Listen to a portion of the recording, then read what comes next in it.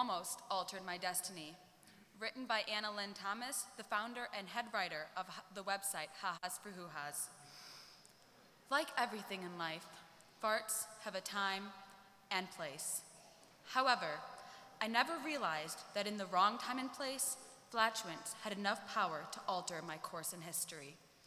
Well, it can if it's the third date with the man of your dreams, and if it makes his eyes burn.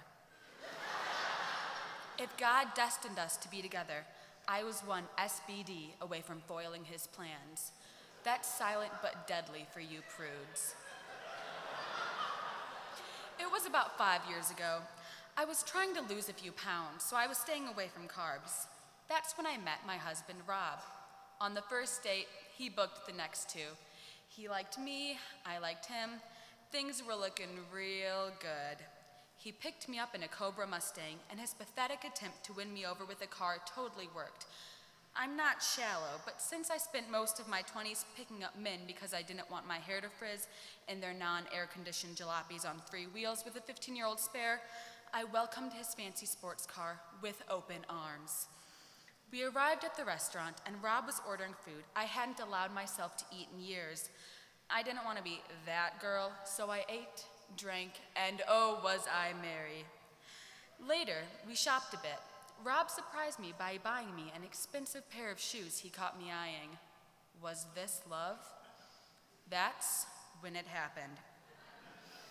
Gas strikes in 2 different ways: uncontrollable toots or sharp, shooting pains that feels a lot like dying. I thought I was dying. Not to make a scene, I told Rob I suddenly wasn't feeling well and probably needed to head home. On the way home in his Cobra, he tried to hold my hand and ask me lots of questions, but I wasn't having any of it. The pain was so bad, I felt like I was being stabbed by a bunch of tiny forks. Then I realized, my God, help me. I have a horrendous fart on deck. I'm in trouble, big trouble. The more I held it in, the more the pain would shoot through my stomach and down my legs. I was even having to raise myself up off the seat, gripping onto the door and the dashboard. Seriously, you need to hurry. I'm in a lot of pain, I managed to say through gritted teeth. Wow, it's that bad? What's wrong? Do I need to take you to a hospital? How do you tell a man you just started dating that the reason you're writhing in pain is because you have to fart? Well, you can either tell him, or like me, let the fart speak for itself. People, hear me. There was nothing I could do. As impressive as I am with sphincter control, this was out of my hands. Slowly, it eked out. The more I tried to stop it, the more it forced its way through the door.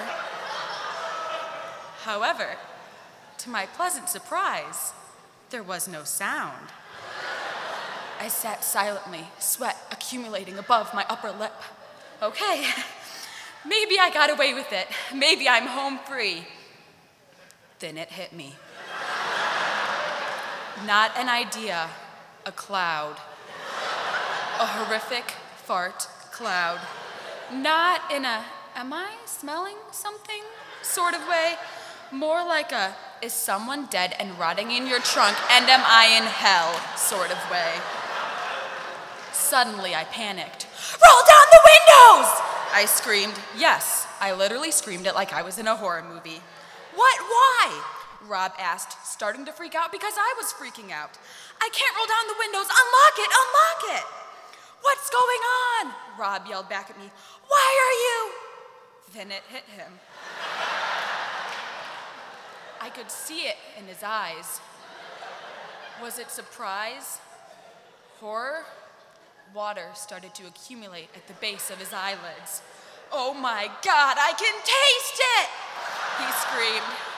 Roll down the windows!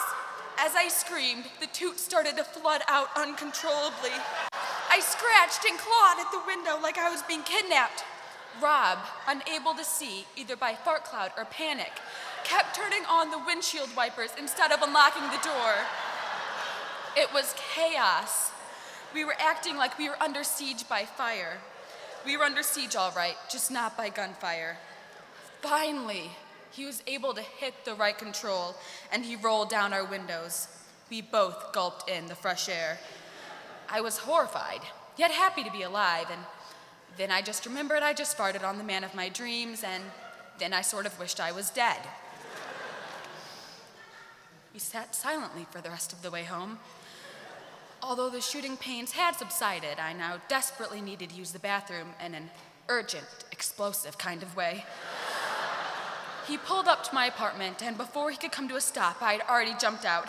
"Okay, thanks for dinner, sorry about the fart, love the shoes," and ran into my apartment like I was running from the cops.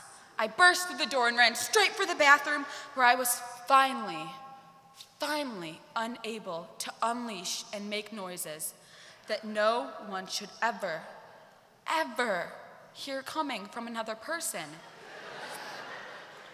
Then I heard it, Rob's voice. Right outside my bathroom door. "Anna, you left your shoes in my car and your front door was open. Where do you want me to put them?" "Get away from the door!" I screamed like Reagan from The Exorcist. "Okay, I'm sorry. Are you okay?" Toot, toot, splatter, ungodly noise. "I'm fine, Rob. Just leave the shoes there. I'll call you later, okay?" "Okay, are you sure you—" "I'm fine! Get away from the door!" This man, I love him, but take a freaking hint. Finally, I heard the front door slam and the Cobra engine zoom away. I thought that was the last I'd hear from him. I didn't think it was possible to ever see a man again after he screams he can taste your fart after only knowing him for 48 hours.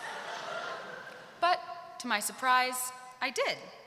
A couple days later, actually, and now we're married. And this just goes to show that even farts can explode into happy endings. Thank you.